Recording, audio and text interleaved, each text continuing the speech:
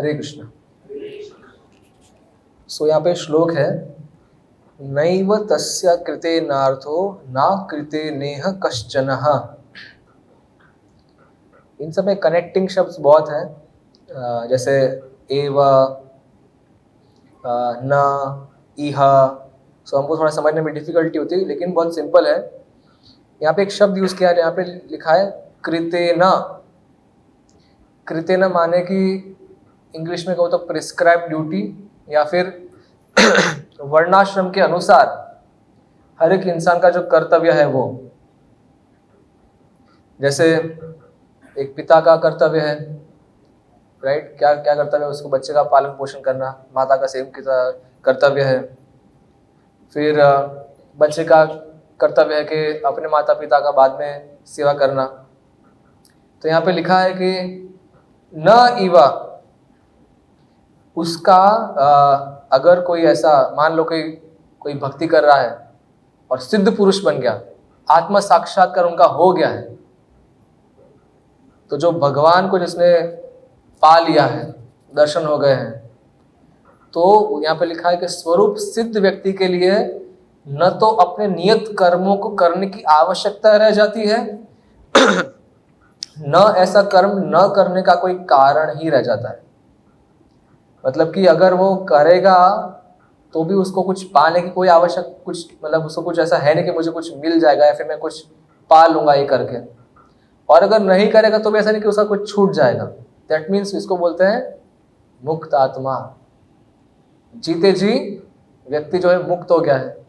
So basically ये बहुत strong statement है, लेकिन ये भक्ति की बहुत बड़ी महिमा है।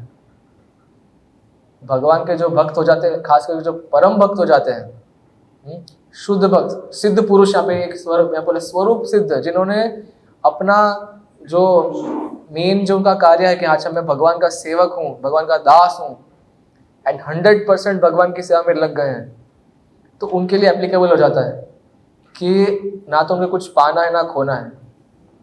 और लास्ट में एक और बात बोली कि उसे किसी अन्य जीव पर निर्भर रहने की आवश्यकता भी नहीं रह जाती।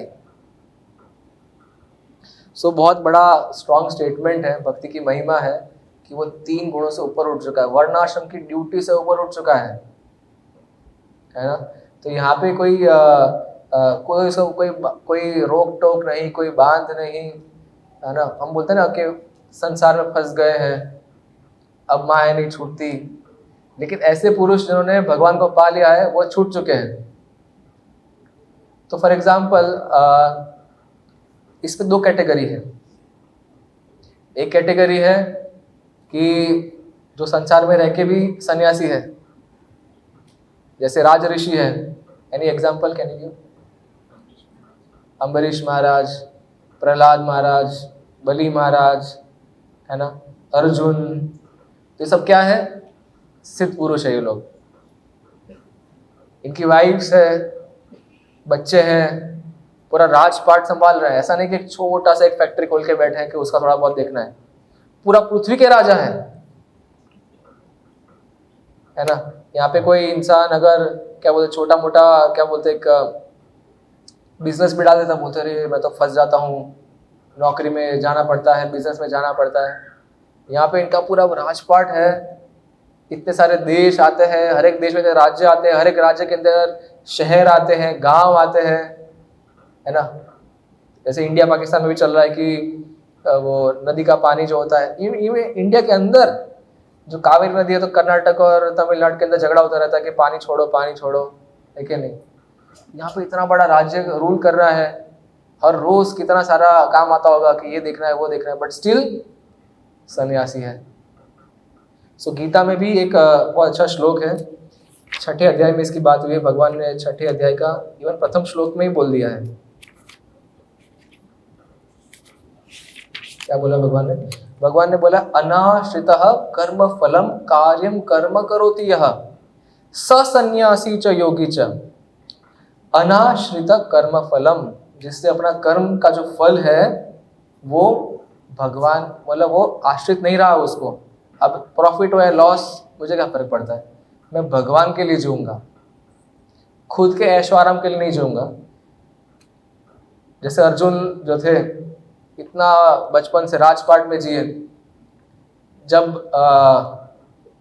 वो द्यूत सभा के अंदर उन्हें 14 साल वनवास में जाना पड़ा था, है ना, तो दे वर नॉट कंप्लेनिंग कि अरे ये क्या हो गया, हम तो राजा थे, आज सडनली हमको ऐसे रहना पड़ रहा है। 1 साल तो अज्ञातवास में रहना था, तो जब जंगल में रहोगे तो क्या मिलेगा आपको? एक बहुत बड़ा ऐसा एसी वाला रूम मिलेगा आपको। जब राजा है तो कंट्री जैसे जैसे राजा बैठा होगा अपनी राजगादी पे, तो आजू बाजू में भी लोग होते हैं ना, पंखा वंखा डालते हैं, है ना, मच्छर ना काट ले, सर सर सर। जैसे एक अगर वो क्या बोलते हैं, जैसे प्रेसिडेंट आते हैं, अमेरिका के प्रेसिडेंट यहाँ पे आते हैं, तो इट इज सेड कि उनकी जो टीम आती है 200-300 लोग की टीम आती है, उसके अंदर 3-4 कुक रहते हैं उनके, कोई तो बोला 5-10 कुक भी रहते हैं उनके अंदर। कुक माने उनका जो रसोई जो बनाने वाला। तो कोई मजाक में बोल रहा था कि एक चाय गरम करेगा, एक चाय छानेगा, एक कप में डालेगा। No not like that, but इतना सारा उनके पास है कि आज मुझे इंडियन खाना है तो इंडियन कोई बनाएगा, आज मुझे ये खाना है वो बनाएगा। ऐसे लाइक 200-300 लोग की टीम है उनकी, सिक्योरिटी गार्ड से लेके उनके बॉडी गार्ड से लेके बहुत सारा, है ना। तो जस्ट इमेजिन के राजा जैसे प्रहलाद महाराज है, बलि महाराज है, उनका क्या रहा होगा? अगर कोई पृथ्वी का राजा है, उनका कैसा उनका रहा होगा? इतने सारे नौकर चाकर, कपड़े वपड़े आयरन करने वाले, नए नए ब्रांडेड क्लॉथ्स एंड पता नहीं क्या क्या। लेकिन सारी फैसिलिटी जब छोड़ी, स्टिल नो कंप्लेन कि भगवान आपकी वजह से क्या हो गया। दे सेड ओके, भगवान आप हमारे साथ हो, दैट इज इंपॉर्टेंट। इसलिए यहाँ पे बोला अनाश्रित कर्म फलम कार्यम कर्म करोति सन्यासी च योगी च। भगवान ने कहा है जो पुरुष अपने कर्म फल के प्रति अनासक्त है और जो अपने कर्तव्य का पालन करता है, वही सन्यासी और असली योगी है। तो ये तो पूरा परिभाषा ही चेंज हो गया। वाइफ है, बच्चे भी है, राजपाट भी है, पर फिर भी क्या है? सन्यासी है। तो ये जब हम सुनते हैं तो लगता है कि हाँ हाँ बहुत अच्छी बात है कि गृहस्थ भी है, घर संसार संभाल रहे हैं। तकलीफ कहाँ आती है? जब कोई छोड़ के जाता है ना, तकलीफ आ जाती है। बोले तो भगोड़ा है, तो भाग गया तो अपने ड्यूटी से। एटलीस्ट जिसको वैदिक कल्चर प्रणाली नहीं पता है, उन्हें बहुत हार्ड होता है डाइजेस्ट करने को कि ये कहाँ से साधु सन्यासी, बिकॉज उनको ये कल्चर पता नहीं है, कभी शास्त्र पढ़े नहीं है, खुद का इतिहास सनातन धर्म कभी सुना नहीं है, समझा नहीं कभी। But still just to give an example, जैसे अर्जुन और प्रहलाद और सब, मैंने राज ऋषि की बात की तो राजा थे, बहुत बिजी थे, राइट, 100% बहुत बिजी थे। ऑन द कॉन्ट्ररी जो सन्यासी लोग हैं वो उनसे डबल बिजी है। एक्सटर्नली ड्यूटीज छोड़ दी, घर छोड़ दिया, है ना, सारे रिलेशनशिप कट ऑफ हो गए। ऐसे कहते सन्यासी को कभी अपनी वाइफ का कभी चेहरा भी नहीं देखना चाहिए। एंड एक्चुअली उनके पास इतना बल होता है कि कभी दिमाग में विचार भी नहीं आएगा। पर अगर कोई मान लो कि कोई गृह से कभी कोई सन्यासी बनता है तो उसके साइड के वाइफ का कभी चेहरा भी देखना नहीं चाहिए। सो हे आचार्य, हमारे खुद के गुरु श्रीला प्रभुपाद जी, है ना, प्रभुपाद के पास इतने सारे 108 मंदिर थे। सुबह उठेंगे एंड व्हाट डू मीन सुबह उठेंगे? पहली बात तो प्रभुपाद रात को सोते कहाँ थे? सुबह उठेंगे। प्रभुपाद रात को सोते थे 10 बजे एंड देन 12:30-1 बजे 2-3 घंटे की नींद लेके उठ जाएंगे। एंड ये जो गीता है, भागवतम है, चैतन्य चरितमृत है, बहुत रिकॉर्ड टाइम में प्रभुपाद ने फिनिश किया सब कुछ, अनइमेजिनेबल।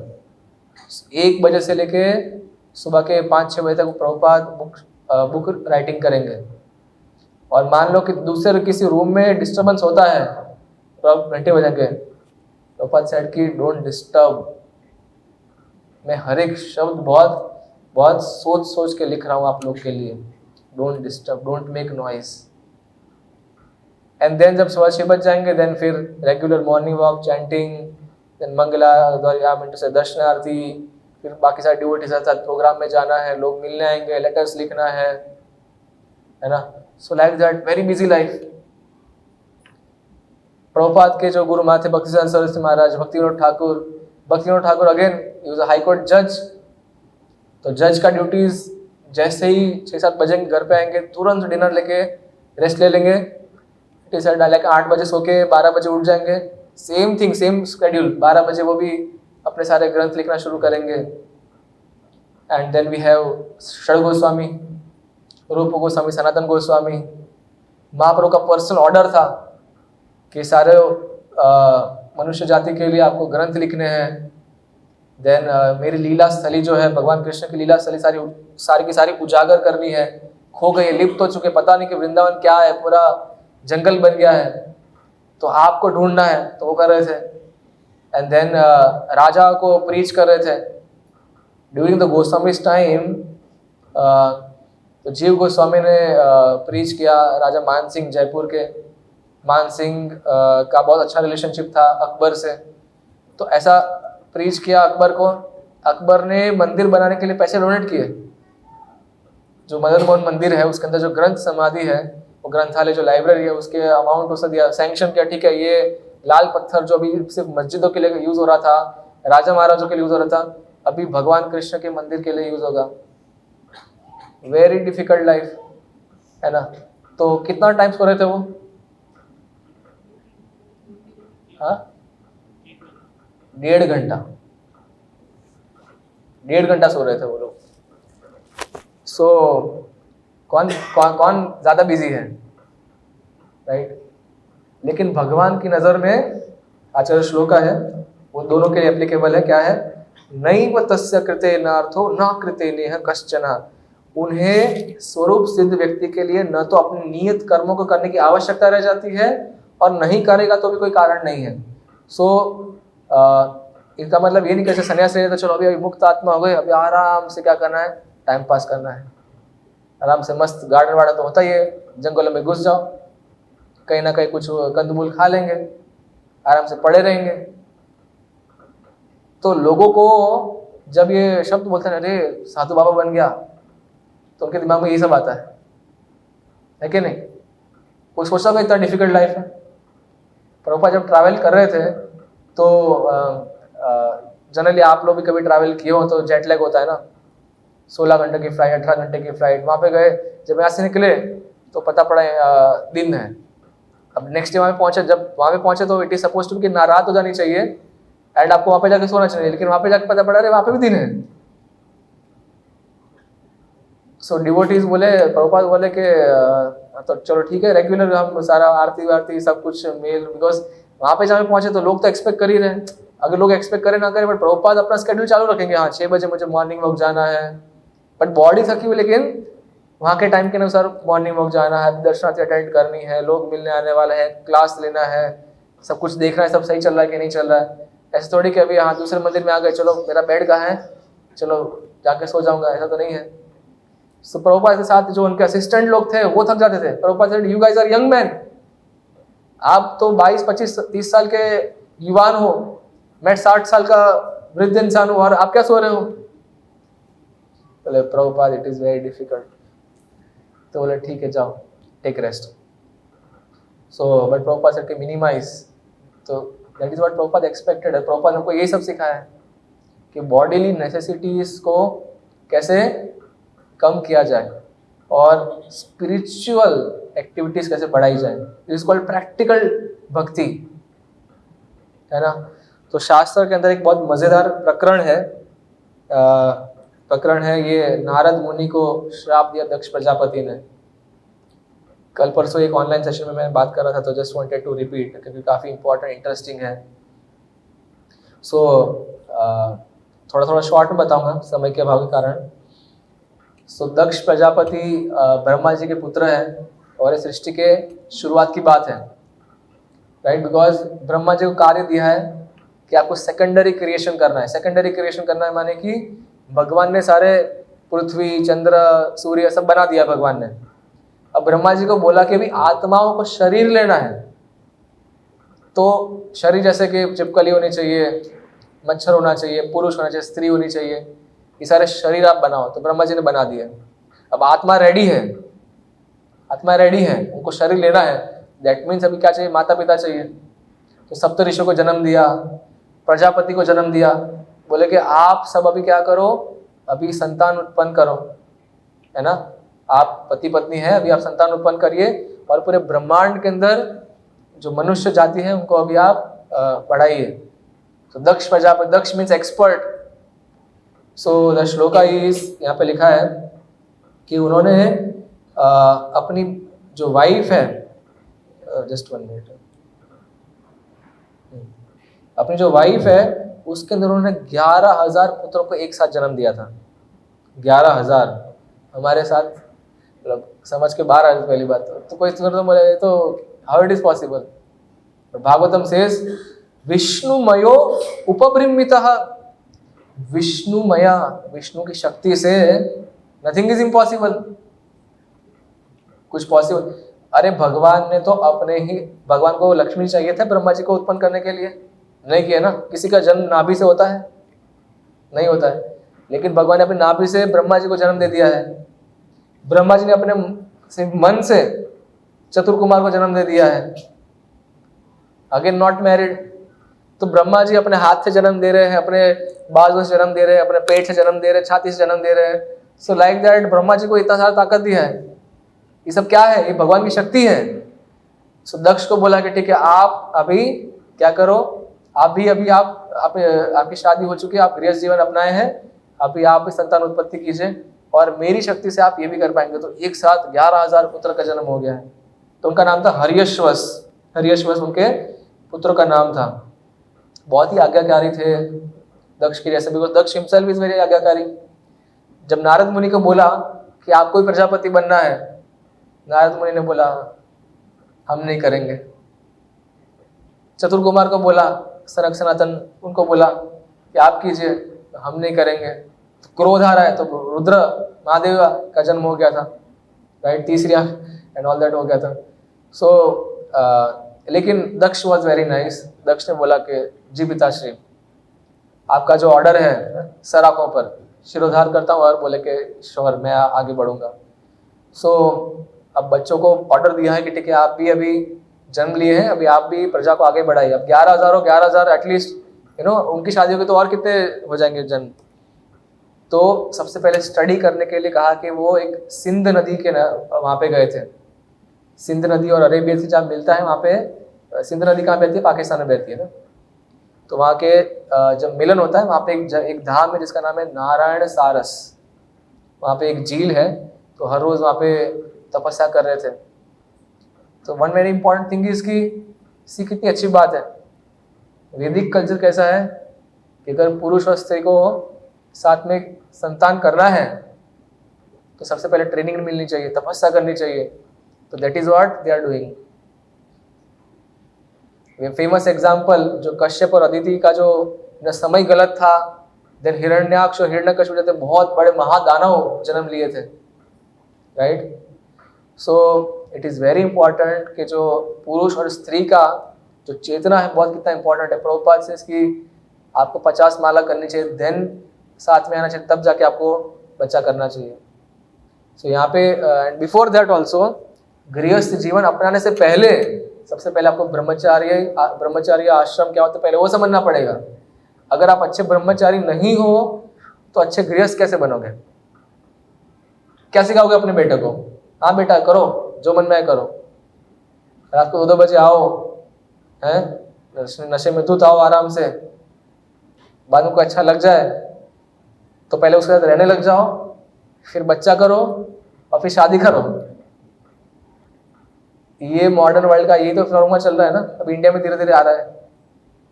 बट वैदिक कल्चर में क्या, पहले आप स्कूल में जाओ, गुरुकुल में जाओ, गुरु से ब्रह्मचारी आश्रम क्या होता है वो सीखो समझो, 25 साल तक पूरा पूरा फॉलो करो, नैष्ठिक ब्रह्मचारी रहो, है ना।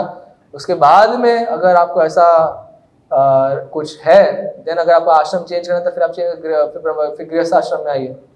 तो हर्यश्वास गए हैं तपस्या करने के लिए, बोले हाँ करेंगे, यस फादर ने बोला है, बहुत कठोर तपस्या कर रहे हैं। एंड वो जो धाम है धाम का भी तो प्रभाव पड़ेगा, धाम में गए तो भगवान का प्रभाव पड़ेगा, भगवान की दिव्य शक्ति का। तो रोज वहाँ पे स्नान कर रहे हैं, उसी से आचमन कर रहे हैं, भगवान का मंत्र जप कर रहे हैं, ओम नमो नारायणाय, है ना, भगवान का जप कर रहे हैं। तो नारायण का मंत्र करने से आंतरिक शुद्धि भी हो रही है और वो जल में स्नान करने से बाह्य शुद्धि भी हो रही है। तो जब मन और आत्मा विचार जब पूर्ण तरह से शुद्ध हो जाते देन दे आर रेडी। सो उनकी ये भक्ति देख के, कठोर तपस्या देख के भगवान ने क्या किया, अपने जो परम भक्त हैं नारद मुनि जी, उनको भेजा के बोले आप जाइए, आप जाइए, उनको थोड़ा उनको मार्गदर्शन कीजिए, सही मार्गदर्शन कीजिए। so, नारद मुनि आए हैं एंड एक उनको पहेली समझा दिया, उनको एक स्टोरी सुना दिया उनको, but very interesting story.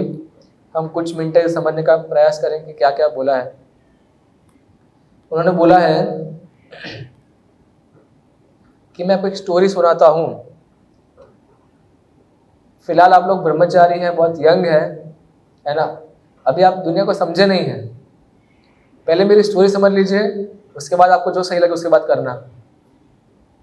Story में क्या बोला कि एक राज्य है, वो राज्य के अंदर सिर्फ एक ही पुरुष है।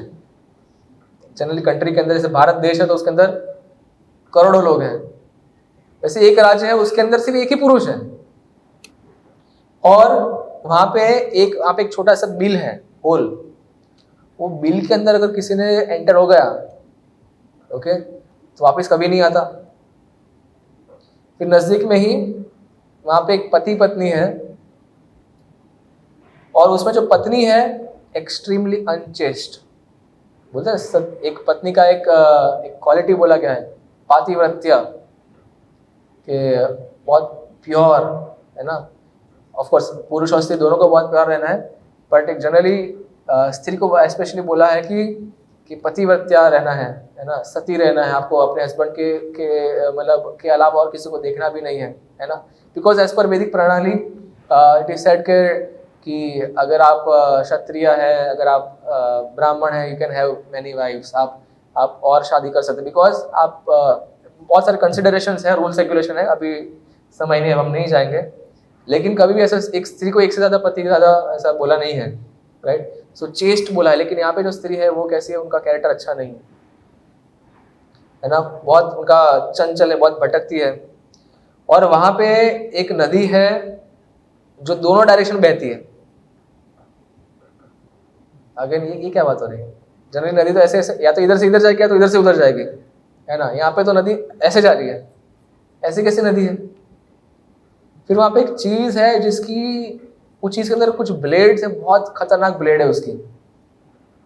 तो ऐसी थी स्टोरी सुना रहे हैं, बोला कि आपको अगर ये स्टोरी समझ में जब आ जाए, मैं समझाता हूँ स्टोरी, फिर आप डिसाइड करो कि आगे क्या करना है। तो देन नारद मुनि एक के बाद एक समझाते गए, है ना। एंड लास्ट में डायलॉग बोल दिया, क्या बोला कि अभी तो आपने आपके रियल पिता को भी समझा नहीं है। जब आपको स्टोरी समझ में आ जाएगी तो आपके रियल पिता कौन है वो भी समझ में आ जाएगा, उनका ऑर्डर, असली ऑर्डर क्या है वो भी समझ में आ जाएगा। अभी आपको ऑर्डर पता नहीं है। तो उनको बहुत इंटरेस्टिंग लगा कि हाँ समझाइए, बहुत आप तो कुछ अलग अलग बातें बोल रहे हैं, क्या कौन सी क्या बात बोल रहे हैं, समझाओ प्लीज़, थोड़ा डिटेल में समझाइए क्या बोल रहे हैं। सो उन्होंने बोला कि ये जो राज्य है ना, जिसके अंदर एक ही राजा है, वो क्या है, ये पूरा क्या भौतिक जगत और आध्यात्मिक जगत दोनों मिला के ये पूरा सृष्टि की बात कर रहे हैं। और सृष्टि के जो अधिपति है, जिसके हिसाब से दुनिया चलती है, जैसे लोग बोलते हैं कि माई लाइफ माई रूल्स, ऐसा लोग अपने बाइक और कार के पीछे लिखाते हैं, माई लाइफ माई रूल्स। हाँ, तो तेरी लाइफ में तो बोलना कि आज से सूरज नहीं होना चाहिए। कुछ होने वाला है? नहीं होने वाला है। आज शाम को 6 बजे फिर से दिन हो जाना चाहिए, ऐसा होने वाला नहीं होने वाला। लेकिन भगवान बोलेंगे, जैसे कुरुक्षेत्र की भूमि में जब युद्ध हो रहा था, जयद्रथ का वध करना था, तो भगवान ने बोले आ जाओ क्लाउड्स आ जाओ, कर्टन्स प्लीज, तो कर्टन आ गया। बोले संध्या हो गया, संध्या का युद्ध खत्म, जैसे जयद्रथ सामने आ गया, कर्टन हट जाओ, हट गया।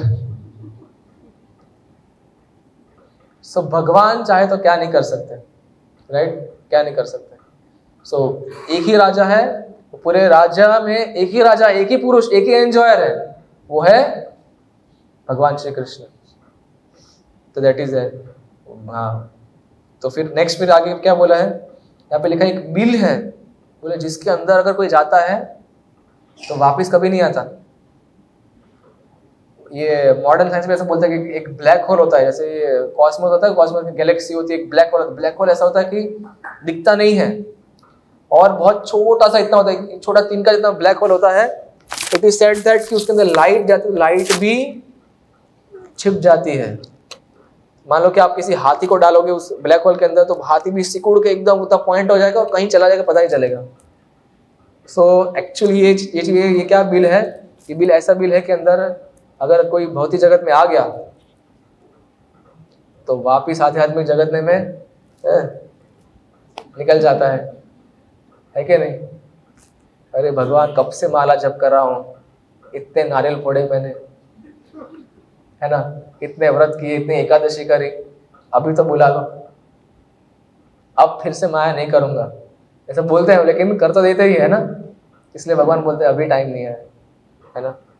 कैसा बिल है, भौतिक जगत एक ऐसा बिल है कि एक बार अंदर आ गए तो वापस जाना बहुत डिफिकल्ट है। और एक ऐसा बिल का उस पार क्या है? आध्यात्मिक जगत है। कोई उस पार चला गया तो वापस कभी सोचेगा कि इधर भौतिक जगत में आना है? कोई नहीं सोचेगा। अरे यार, थक गया था वहाँ पे, कल डेंगू हो गया, परसों चिकनगुनिया हो गया, कल को ये हो गया, फिर कोविड हो गया, ये हो गया, कब तक, है ना। घर में जाओ तो इसका टेंशन, बाहर जाओ तो बिजनेस का टेंशन, हेल्थ में ठीक रहती नहीं, है ना। दुख दोषानु दर्शनम, जन्म मृत्यु जरा व्याधि दुख दोषानु दर्शनम। तो जैसे अगर किसी को बोले कि आपको पाकिस्तान जाना है, चलो एक फ्री में ट्रिप दे देते हैं आपको, पाकिस्तान जाके आओ, घूम के आओ, only 10 days and 10 nights free trip, Taj hotel में रुकाएंगे आपको, है ना, वाइल्ड लाइफ सफारी कराएंगे आपको। कोई रेडी होगा? अरे भाई पागल हो क्या, चलो पाकिस्तान, अफगानिस्तान चले जाओ, गाजा चले जाओ। बोले नहीं, क्या बोल रहे हो, नहीं जाना, कुछ तो 10 करोड़ दे तो भी नहीं जाऊंगा मैं। जैसे हम इतना एक कंट्रीज का नाम लेने से हम डर जाते हैं, वैसे अगर किसी शुद्ध पुरुष को बोले कि भौतिक जगत जाना है, बोले पागल हो क्या, उधर जाना है, मरना है क्या मुझे, नहीं जाना है भाई। सो इनको समझ में आ रहा, अच्छा अभी तक क्या था, उनको ज्ञान मिल रहा था कि कैसे संसार क्या है ना।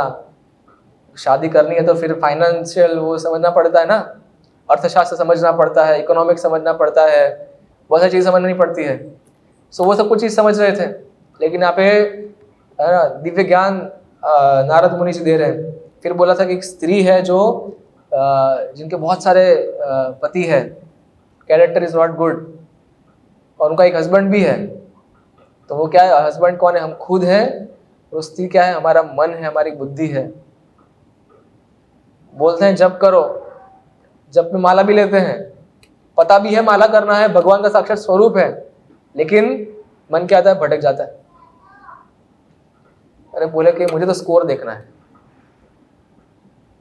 क्या स्कोर चल रहा है ना, स्टॉक मार्केट में क्या रेट चल रहा है, अरे वो स्त्री 2 देखने का टिकट मिला कि नहीं। तो उसको हर एक चीज में मजा चाहिए, उसको मजा 50 चीज में मजा चाहिए। नया रेस्टोरेंट खुला है वहां पे, मैं हर बार जाता हूँ, क्या सुगंध आती है वहां से। अरे पापा, ओनली 50 रुपीज का बर्गर निकला है, राइट, तो कुछ तो नया है। मेरा दोस्त ने बोला कि क्या टेस्ट है, जाना पड़ेगा। सो लाइक दैट, जब मन भगवान में है कि नहीं, फिर इधर भी है उधर भी है। तो इसलिए बोला कि एक स्त्री है जिसके बहुत सारे पति है, स्थिर नहीं है। अरे भाई भगवान को पकड़ लो, एक ही पति रखो, भगवान कृष्ण, बस, और कुछ नहीं, राइट। सो वो समझ में आ रहा है, ये तो बहुत डिफिकल्ट चीज होता जा रहा है। फिर और बोला था कि एक नदी है जो दोनों तरफ बहती है ना, वो नदी क्या है? Any guesses? कि दुनिया है, सर्जन हो रहा है, प्रलय आ रहा है, सर्जन हो रहा है, प्रलय आ रहा है। अभी फिलहाल हम सबने ये पुरुष और स्त्रियों का शरीर लिया है, उसके बाद में कुछ सालों के बाद वो शरीर चला जाएगा, एक और शरीर मिलेगा, पता नहीं कौन सा। हमको लगेगा देवता का शरीर मिल गया तो वाह क्या मजा आ जाएगा, करोड़ों सालों तक लाइफ सेट हो जाएगी मेरी। एक्चुअली सेट, अगर हम किसी देवता को देख ले, चक्कर खा के गिर जाएंगे। क्यों? बिकॉज इतने अद्भुत उनका स्वरूप होता है, उनका ब्यूटीफुल इतने होते हैं, बहुत ब्यूटीफुल होते हैं वो लोग। उनकी सुगंध से चक्कर आ जाएगा आपको, बोले क्या सुगंध है। उनकी बॉडी से हर एक देवता की पर्सनल सुगंध आती है, और जमीन में पाँव तो रहते नहीं है, क्या कपड़े, क्या उनका rope. So but the reality is क्षीणे पुण्य, जैसे पुण्य खत्म होगा तो वापस देवताओं से वापस पृथ्वीलोक आना पड़ेगा। तो व्हाट इज द यूज ततः किम। शंकराचार्य से इसके इतना तपस्या करने का क्या फायदा, जब सब कुछ पता है कि कृष्ण कौन है, तो इतना तपस्या करने का क्या फायदा। सो वी नो, अरे कल मैं ब्रह्मा जी खुद ना बन जाऊं फिर भी क्या फायदा, मरने तो वाला हूँ, एक दिन वापस से मृत्यु होगी, वापस से पृथ्वी पे आना पड़ेगा, वापस पुण्य कमाना पड़ेगा, वापस से जाना पड़ेगा। तो उनको ये जीवन है ना, उसका सत्य समझ में आ रहा है, जो दक्ष प्रजापति ने कभी बताया नहीं, वो जीवन का सत्य उनको नारद मुनि एक बहुत छोटी स्टोरी में है ना, दम दाएं दाएं दाएं सब समझा रखे, समझो एक्चुअली ये रियल चीज है, दुनिया है। और फिर समझा है कि एक घर है जिसके अंदर 25 एलिमेंट्स है। वो घर क्या है, वो भगवान खुद है। 5 हमारी कर्म इंद्रियां है, 5 हमारे ज्ञान इंद्रियां है, मन बुद्धि अहंकार, ऐसे 25 आइटम्स होती है। तो वो समझा रहे हैं। फिर एक बोला है कि एक हंस है वहाँ पे, अच्छा ये बहुत पॉइंट अच्छा लगा था। एक वहाँ पे एक हंस है, तो हंस का एक क्वालिटी होता है क्या, कि दूध और पानी में अगर आप उसको मिलावट करके दोगे तो दूध पी जाएगा, पानी पानी छोड़ देगा।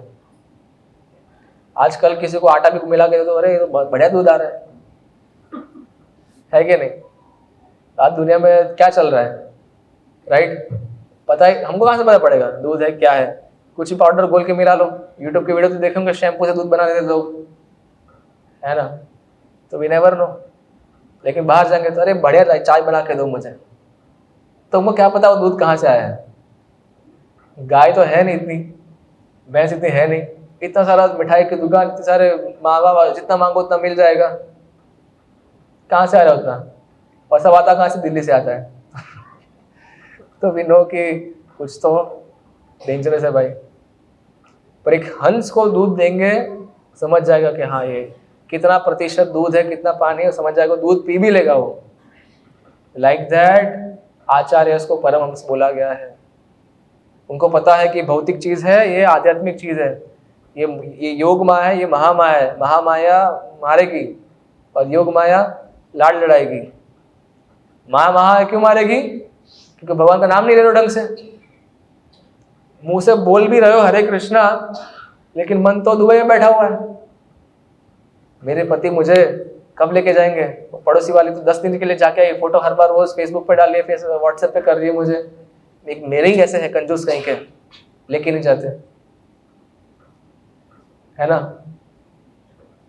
तो ऐसे बहुत विचार आते हैं। 2-3 साल हो गए, कोई कहे तो घुमा के लेके जाओ मुझे, ऑल दिस थिंग्स। सो एक डिवोटी जो होता है उसे पता होता है ये माया के चक्कर में नहीं पड़ना, हमें भगवान की सेवा में लगनी है। भगवान की सेवा करेंगे तो प्रोटेक्टेड रहेंगे। योगो क्षेमम वहामी, भगवान प्रॉमिसेस योग और क्षेम। योग माने आपके पास जो नहीं है ना, वो मैं दूंगा, और जो है क्षेम उसको मैं बचा के रखूंगा। ये स्कीम सिर्फ किसके लिए है, डिवोटीज के लिए, जो हंस जैसे हैं, जिन्हें पता है कि अच्छा दुनिया क्या चल रही है ना। तो नारद मुनि से बहुत अद्भुत समझा रहे हैं। एंड देन जो हरियस्व है उनको एक्चुअली बात फाइनली क्या बोल दिया कि तुमको तो पता ही नहीं कि तुम्हारा रियल फादर का ऑर्डर क्या है। तो रियल फादर क्या है कि जब आप गुरु अपनाते हैं वो आपके रियल फादर है। अपने फादर ने आपको जन्म दिया है, वो तो अंधकार रूपी जन्म है। जब आप गुरु बनाते हो, उनसे दीक्षा ग्रहण करते हो, शास्त्र अध्ययन करते हो, तो गुरु और शास्त्र आपके माता पिता है। तो शास्त्र के अंदर भगवान की वाणी सुनने में मिलती है, आचार्य की वाणी सुनने में मिलती है आपको। जब आचार्य की बात सुनोगे तब तो पता चलेगा दुनिया का सत्य क्या है।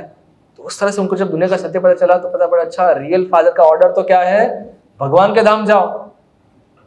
और मेरे जो भौतिक फादर दक्ष, उन्होंने कहा कि आप बच्चे उत्पन्न करो। उन्होंने सोचा कि क्या मिलेगा मुझे, अगर मैं बच्चे कर भी दूं तो क्या मिलेगा मुझे। भगवान बोला कि मेडल देंगे कि लो ये मेडल, तुमने बहुत अच्छी आज्ञा पालन किया, कुछ मिलने वाला? अरे फंस जाओगे इधर। तो बोले हमको नहीं फंसना है, हमें भगवान का धाम जाना है, हमको बैक टू गॉड जाना है। तुरंत ही भक्ति करी और भगवान के धाम चले गए, ओनली बिकॉज उन्होंने गुरु अपनाया एंड रियल फादर का ऑर्डर समझे हैं।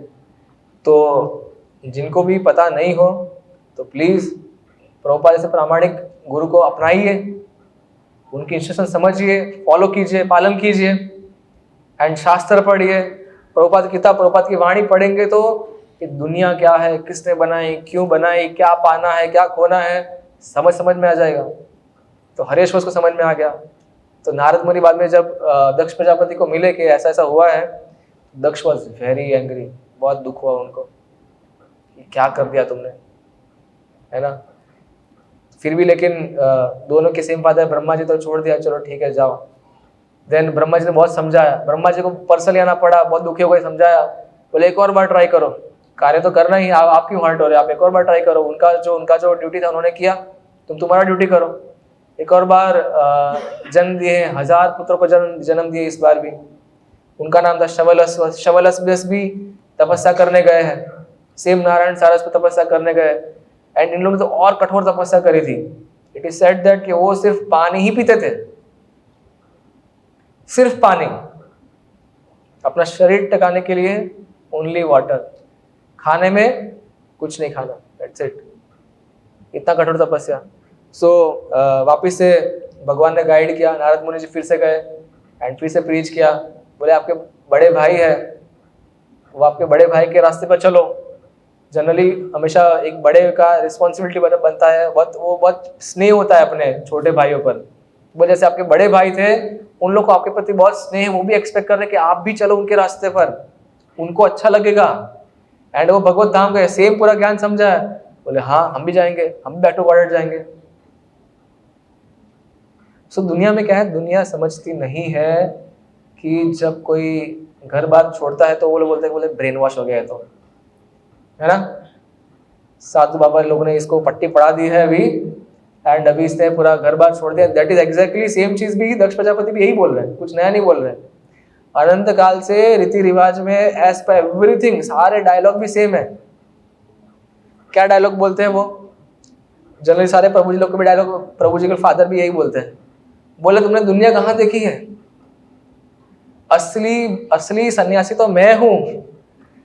बोले तुमने तो खाली कपड़े पहने हैं, असली सन्यासी तो मैं हूं, क्योंकि मैंने शादी करी है, मैंने दुनिया देखी है, मैंने सबकी लातें खाई है, बातें सुनी है, सब सारे दुख सहन किए हैं, इसलिए मैं मैच्योर्ड हूं। अभी मुझे पता है कि दुनिया का असलियत क्या है। सब कुछ अपनाने के बाद में जो छोड़ेगा वो बाजीगर है, ऐसा बोला। वो असली भक्त है। तो असली सन्यासी तो मैं हूं, तुम तो ढोंगी हो, तुमने अपनाया क्या था तब जो तुम छोड़ रहे हो, है ना। तो जो घर गृहस्थी में रह के भक्ति करेगा ना, वो बड़ा भक्त होता है। लाइक दैट, ऐसे बोलते हैं ना लोग भी, बोले साधु वाधु क्या बनने का, तो उनको बोलने का कि आप कृष्ण क्यों नहीं बन जाते, सनातन तो हो नहीं आप। उनको आपको तो पता ही नहीं कि मतलब वैदिक प्रिंसिपल क्या होता है, 4 वर्ण क्या होता है, 4 आश्रम क्या होता है, उनका गोल क्या होता है। सो लाइक दैट वो बोल रहे थे। जस्ट कुछ मैं एग्जैक्टली कुछ बोलना चाहता हूँ कि यहाँ पे दक्ष प्रजापति क्या बोल रहे हैं। तो बहुत बोल रहे थे कि आपने जो किया है बहुत बहुत पाप ही किया था। आपको पता नहीं है कि जब एक्चुअली इट्स ट्रू ऑल्सो कि अगर किसी का जन्म होता है तो उसके बहुत सारे ऋण होते हैं, सारे मनुष्य लोग पर। देवताओं ने जिनको ग्रंथ दिए हैं, देवताओं ने हवा अग्नि आकाश मतलब पानी जो बरसा है, उन सभी के लिए ऋण होते हैं। तो इट इज टोल्ड कि हर एक गृहस्थ को हर रोज यज्ञ करना चाहिए, हर रोज अपने घर में यज्ञ करना चाहिए। तो सबके ऋण चुकाने चाहिए, माता पिता के, ऋषि मुनि के, साधु संतों के, है ना, बाकी सारे जीवात्माओं के। तो आपने समझा नहीं है, बट ऑन द कॉन्टर इस शास्त्र में उनका विपरीत लिखा है। शास्त्र भागवतम में क्या लिखा है, there is one very nice shloka, it says कि देवर्षि भूताप्ता नृणाम पितृणाम न किंकरो नायम ऋणी च राजन। ऋणी नहीं हो आप, ऋणी नहीं हो किसके, सर्वात्मना यह शरणम शरण्यम। शरण्यम मीन्स जो सबको शरणागति देते हैं। अगर भगवान कृष्ण की शरणागति कोई लेता है तो बोला है परिहृत्य कर्तम, फिर उसको सारे कर्मों से मुक्ति मिल जाती है। ये नारद मुनि ने खुद बोला है भागवतम में।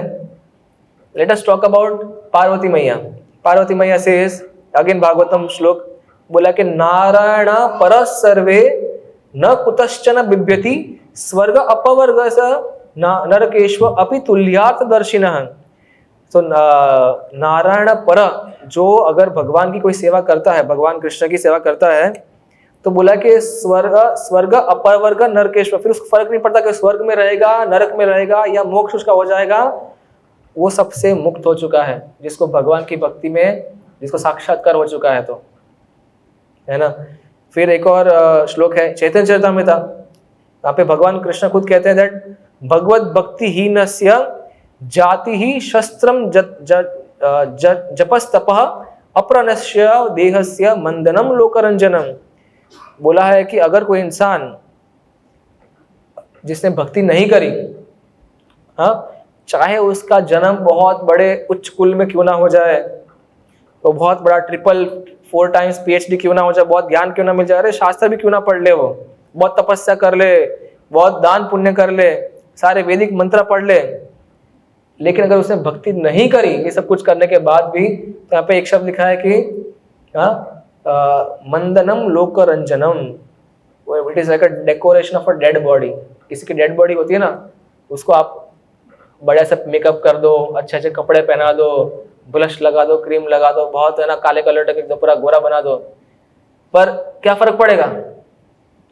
Decoration of dead body. Dead body को कितना भी डेकोरेट करो कुछ फायदा है? तो वैसे अगर कोई इंसान ने बहुत कुछ चीजें हासिल कर ली, बहुत चीजें हासिल कर ली, लेकिन भक्ति नहीं करी है, भगवान कह रहे हैं कि वो तो शव को डेकोरेट किया आपने, क्या मीनिंग, कुछ क्या मीनिंग है उसका? कोई मीनिंग नहीं है। सो भागवतम में यू सी सारे ही देवता, आचार्य, भगवान स्वयं, सब लोग क्या क्या बोल रहे हैं। एंड यहाँ पे जो हमारे ये क्या है, व्हाट डू से, दक्ष प्रजापति बोले कि आपने बहुत बड़ा अपराध किया है, आप खुद को भगवान का भक्त मानते हो, लेकिन आपका कार्य तो देखो, आपने एक पिता और बच्चे को अलग कर दिया है ना। वो बच्चे ने तो अभी तो त्याग क्या है समझा नहीं था, आपने उसको त्याग के रास्ते पे चढ़ा दिया है, उसने कुछ अपनाया ही नहीं था। आप शेमलेस हो, आप बहुत क्रूर हो, आप में कोई कंपैशन नहीं है ना। मैंने तो सुना था कि भक्त लोग बहुत अच्छे होते हैं, भगवान के भक्त बहुत अच्छे होते हैं, घर घरों में खुशी देते हैं, लेकिन आपने तो सारे रिश्ते नाते तोड़ दिए हैं, है ना। बहुत बहुत निम्न कार्य किए हैं आपने तो। सो इस तरह से बहुत खरी खोटी सुना रहे हैं। बोले कि आपको तो भक्त कहने के लायक नहीं है ना, आपने दुनिया समझी कहाँ थी, तो आपने बेटे को ऐसा, मैंने आपको क्या बिगाड़ा था आपका। तो सारे ही जो चीजें होती है, मतलब बेसिकली हाँ, ये खुद एक अच्छा एक एक्टिव बोला कि मैंने तो सारे यज्ञ किए हैं, दान पुण्य किए हैं सारे, तब जाके अब मैं गृहवृता हूँ, मैंने बहुत बड़े अच्छे कार्य किए, मेरे बच्चों को आपने ध्यान से भटका दिया, है ना। मैं मेरे घर में रहता हूँ, 20 बच्चों को संभालता हूँ और फिर भक्ति करता हूँ। तो like that keep arguing, last में क्या शाप दे दिया? शाप क्या दे दिया कि आप पूरे ब्रह्मांड में घूमते हो ना, आपने मेरे बच्चों को घर से अलग किया है, मैं आपको शाप देता हूँ कि आपको कभी खुद का कभी घर बने ही नहीं। नारद मुनि ने बोला तद बाधम, वेरी नाइस, मैं ये तो चाह रहा था कि मैं घूमता रहूं एंड सारे लोग का उद्धार करूं। तो 11,000 इनके बच्चों को उद्धार किया, ध्रुव महाराज की पूरी पीढ़ी को उद्धार कर दिया, बलि महाराज को उद्धार कर दिया, not Bali Maharaj, so like that मृगारी को उद्धार किया था उन्होंने, है ना। बहुत सारे भक्तों को उद्धार किया, आप जो कितने सारे नाम हैं। सो पॉइंट इज कि ये जो श्लोक था आज का बेसिकली, कि जो शुद्ध सिद्ध पुरुष होते हैं उन्हें ड्यूटी करने के लिए कोई बाध्य नहीं है, वो उनको कोई रोका नहीं है, लेकिन फिर भी वो ड्यूटी करते हैं क्या करने के लिए? जन कल्याण करने के लिए, लोगों को सही रास्ता दिखाने के लिए, भगवान के भक्ति के मार्ग पे चला के लोगों को भगवत धाम देने के लिए। दैट इज हाउ डिवोटीज जो होते हैं वो उस रास्ते पर चलते हैं, बट स्टिल वो बाउंड नहीं है। अगर वो नहीं करेंगे nobody can question. So the main thing is कि काफ़ी बार लोग बोलते हैं कि ऐसा है वैसा है, लेकिन रियलिटीज शास्त्र के प्रमाण है, रियल लाइफ प्रिंसिपल से सभी लोग यही कहते हैं, हाँ, कि शरणम शरण्यम, अगर आपने भगवान कृष्ण का शरणागति लिया है, शरण्यम कृष्ण की सेवा करी है, 100% शरणागत हो चुके हो, तो गतो मुकुंदम, आप भगवान को प्राप्त करोगे। परिहृत्य कर्तम, फिर आपको कोई रोकेगा नहीं। So that is thing, practical point आपको सबके लिए यही है। वी आर नॉट सेइंग कि सब लोग घर बार छोड़ दो। Chaitanya Mahaprabhu philosophy is very simple. Mahaprabhu always said कि स्थाने स्थिता, आप ब्रह्मचारी हो या गृहस्थ हो, जो भी सिचुएशन में हो, अरे मेरी शादी हो, हाँ गुड, नो इशू, पूरा परिवार वैष्णव बनना चाहिए, बच्चा बेटी है ना, हस्बैंड वाइफ सब लोग जप करने चाहिए, अच्छे से भक्ति करनी चाहिए, सो दैट समाज में एक अच्छा एक एग्जाम्पल सेट होगा। एंड इट इज सेट त्रिसप्तभी भागवतम में से नरसिम्हा देव ने कहा है कि प्रहलाद तुम्हारी 21 पीढ़ी ऊपर नीचे सबको मैं क्या करूंगा, उसको मोक्ष दिला दूंगा, उसको मेरे धाम बुला लूंगा। सो बिकमिंग अ वैष्णव, एक वैष्णव बनना बहुत बड़ी ख्याति होती है। महात्मा नोट पे फोटो छपने से महात्मा नहीं बनता। महात्मा वो होता है जो भगवान बोले कि ये महात्मा मेरी भक्ति करा, दैट इज महात्मा। तो हम सब इस रास्ते पर हैं, लेकिन हमें बहुत स्ट्रांगली भक्ति करनी है। एक ही लाइफ है, बहुत कम समय बचा है, बट सिंसियरली भक्ति करेंगे तो प्रभुपाद की कृपा से हम इसी लाइफ के अंदर भगवत धाम पहुंच जाएंगे। ग्रंथराज श्रीमद् भगवद गीता की जय, जगद्गुरु श्रील प्रभुपाद की जय।